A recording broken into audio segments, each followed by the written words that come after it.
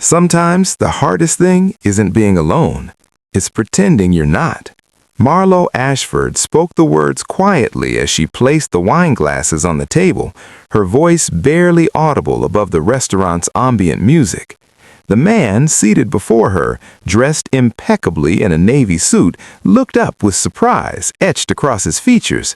His date, a woman in a crimson dress, was momentarily distracted by her phone, her perfectly manicured nails tapping against the screen with practiced indifference.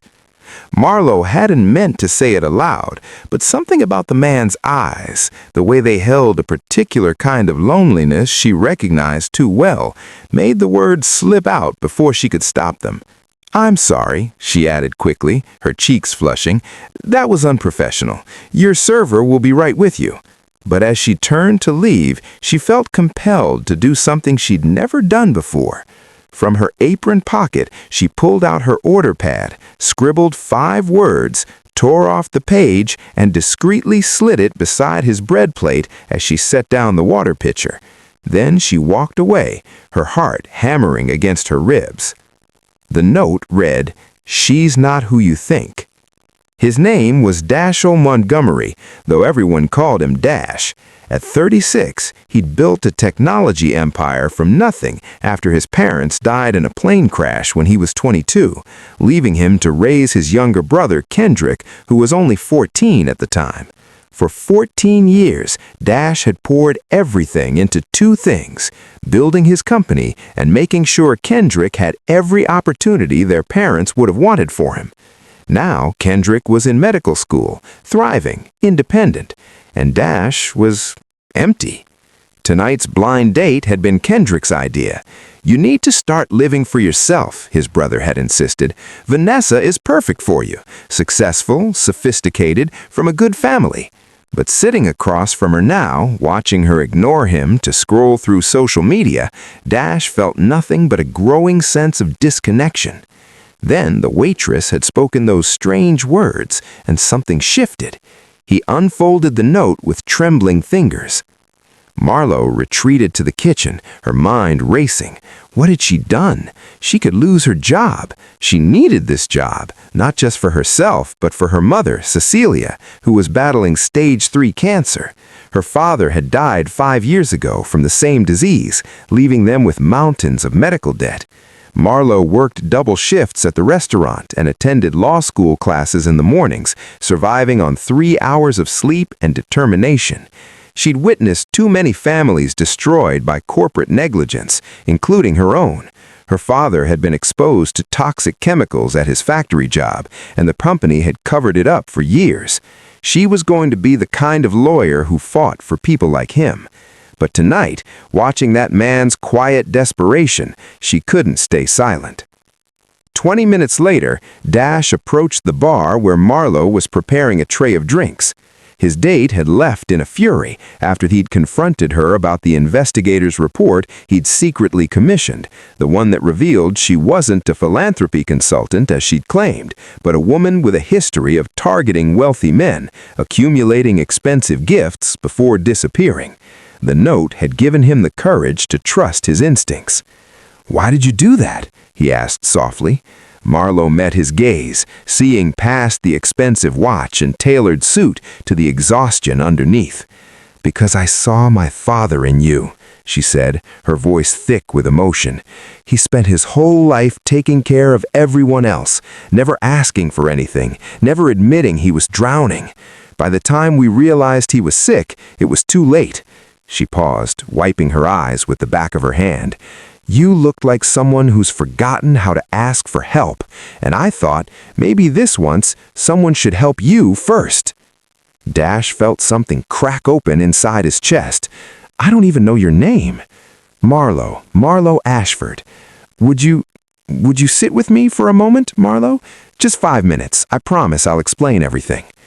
They sat in a corner booth, and Dash told her about Kendrick, about the years of sacrifice, about the loneliness that had become so familiar he'd stopped noticing it.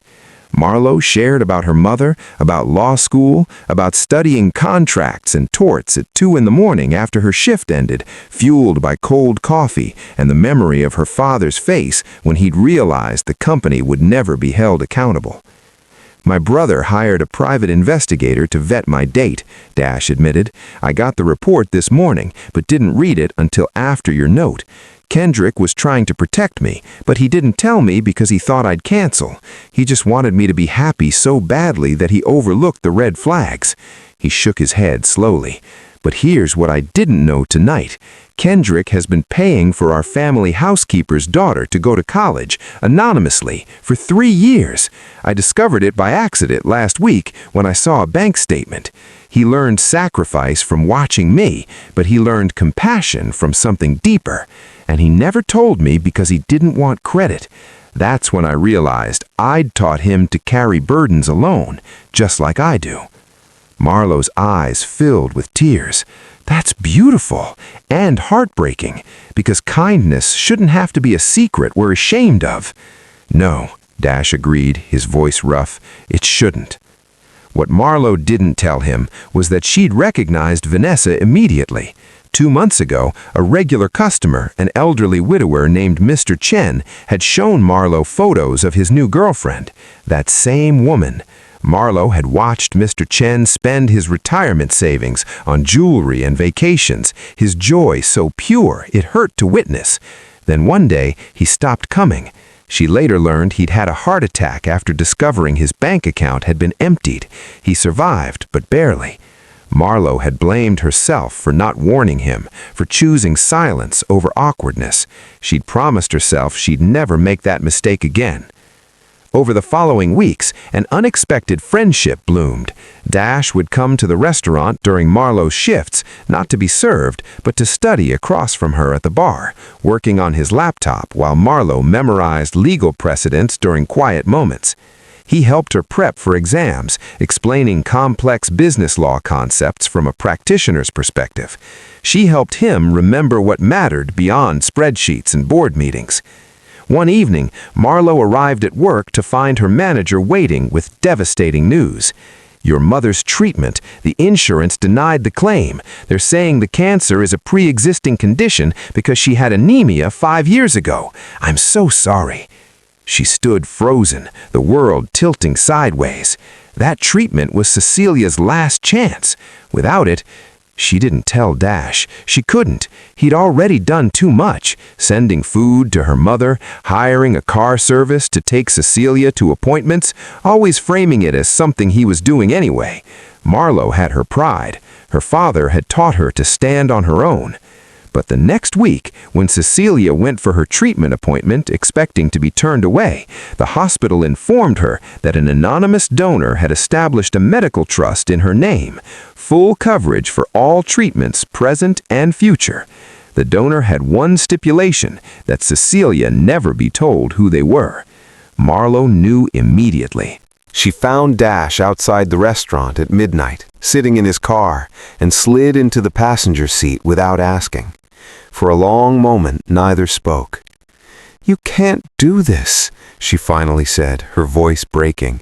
I can't accept." "Then don't accept it for you," Dash interrupted gently. "Accept it for your mother. Accept it because kindness doesn't need to be repaid. It just needs to be received." He turned to face her, and she saw tears on his cheeks. "You saved my life with a 5-word note written by a stranger who cared enough to risk everything. You taught me that being vulnerable isn't weakness, it's the bravest thing we can do. Let me pass that forward, please." Marlo covered her face with her hands and wept, for her father, for her mother, for this unexpected grace. Months later, on the night Marlo graduated from law school, Dash and Kendrick sat in the audience beside Cecilia, who was in remission and beaming with pride. After the ceremony, the 4 of them gathered at the same restaurant where it all began. "Do you remember what you said to me that first night?" Dash asked Marlowe as they sat at the same corner table, now surrounded by people who'd become family. "That the hardest thing isn't being alone," Marlowe replied, her eyes bright. "It's pretending you're not." "I'm not pretending anymore," Dash said softly, "and I'm not alone because of you." Kendrick raised his glass. "To strangers who become friends, to courage disguised as kindness, to people who risk everything to tell the truth." Cecilia added, her voice still weak but steady, "To my daughter who taught me that helping others isn't losing yourself, it's finding who you were meant to be all along." Marlowe looked around the table at these faces she loved, this family she'd found in the most unexpected way. "To second chances," she whispered, "and to the note that changed everything." As they clinked glasses, the candlelight catching the tears of joy on every face, Marlowe understood something profound. Kindness isn't a transaction. It isn't about deserving or earning or paying back. It's about seeing someone drowning and throwing them a rope without stopping to ask if they can swim. It's about trusting that broken people can recognize each other in crowded rooms, and that sometimes the smallest gesture, 5 words on torn paper, can redirect the course of someone's entire life. We spend so much time building walls to protect ourselves from pain that we forget vulnerability is the doorway to connection. Real kindness isn't comfortable or convenient. It's risky. It's stepping forward when every instinct says step back. It's believing that everyone carries invisible burdens and that we're all just looking for someone brave enough to say, "I see you. You matter. You're not alone."